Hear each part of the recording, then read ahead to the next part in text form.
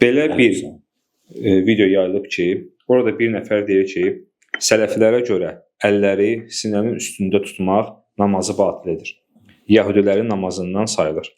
Əslində isə əllər göbəyin üstündə və ya altında tutulmalıdır. Bu məsələdə səhih görüş necədir? O səhv fikirdir o. O səhv fikirdir. Səhih görüş bilirsiniz, əlləri namazda bağlamaq neçə cür rivayətləri var. Neçə cür. Təxminən 10-a yaxın. Yəni 10 cür gəlib hədislərdə, bəzi hədislərdə. Ola bilsin hədislərdə zəiflik olsun məsələn. Lakin əl açıq həddə uydurma hədis yoxdur. Hamısına gəlib, əli bağlı gəlib. Sadəcə harda əlləri qoymaq, əlləri hardan tutmaq, sağ əli, sol əli hansı yerinə qoymaq. O da məsələdir, ayrıca məsələdir. Bəli, gəlib göbəyin üstündə, göbəyin altında, göbəyin üstündə və həmçinin gəlib sinəyə.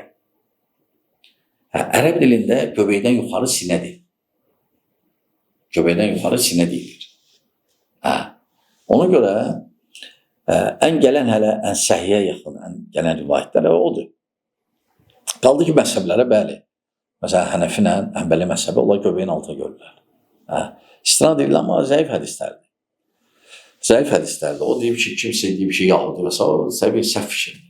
Səhv fikirdir və hələ 4 imamdan əvvəl də məsələn tabiinlərdən Tavus rahimehullah o əlləri sağ əli sol üstü sinəyə qoyardı. Bu məsələ sabitdir, aydındır. Ona görə səhv fikirdir o. O məzhəbçilərdir düzü. O məzhəbçilərdir. Məzhəbçilərdir.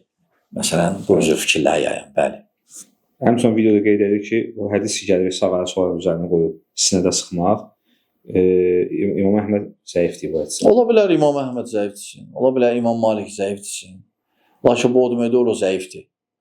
Sonra ola bilsin səhih görsənsin. O İmam Əhməd öz elminə görə deyib.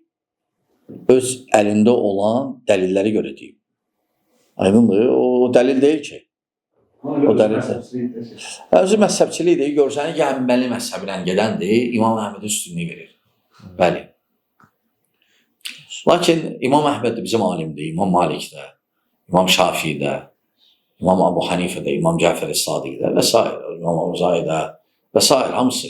Bunlar bizim alimlərimiz də hamısı. Hamısına hörmət edirik. Lakin məsum deyirlər də heç kəs. İmam Malik nə deyirdi? Peyğəmbər sallallahu əleyhi və səlləm məscidində dərs keçən. Deyirdi ki, hər kəsin sözün alıb ata bilərsiniz. Qəbul edib, qəbul etməyə bilərsiniz. Bir dənə bu qəbri sahibindən başqa. Göstərirdi Peyğəmbər sallallahu əleyhi və səlləm qəbrin. Bəli. Həmçinin məzhəblərdən söhbət düşmüşkən, tez namaza başlayanlar olur və məzhəbçiləri də əhl-i sünnədən bilirlər və ya sələflərdən bilirlər. Bəzi olanlar həm söhbət olurlar. Onlar da belə bir şübhat ki, sənin məzhəbin nədir? Çaşır qalır. Deyir, mən o barədə heç nə bilmirəm, tezə başlamışam namaza. Deyir, yox, belə olmazsan, mütləq məzhəb seçməlisən və belə çaşdırırlar. Yox, səhv fikirdir. Hələ deyəndə deyinə ki, mən Peyğəmbər və sahabələrin məzhəbindəyim sallallahu əleyhi və səlləm. Hələ Əbu Hanifə məzhəbi nə idi? Məzhəbi var idi, yox.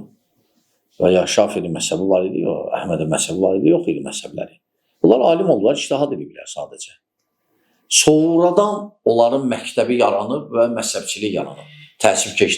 Təəssübkeşlik yaranıb, şəxsə bağlılıq. Bilirsiniz, bu mərhələlərlə gedib, birdən yaranmayıb. Sən deyirə ki, birinci o demək ki, sənin mütləq məzhəb lazımdır, o səhv fikirdir. Kim deyir bunu? Kim onu deyir? İkinci də ona lazım olan məzhəb yox, ona lazım olan dəlillərdir. Öyrən, savadlı ol, öyrən, oxu, öyrən, qulaq as, özün biləcəksən. Bəli.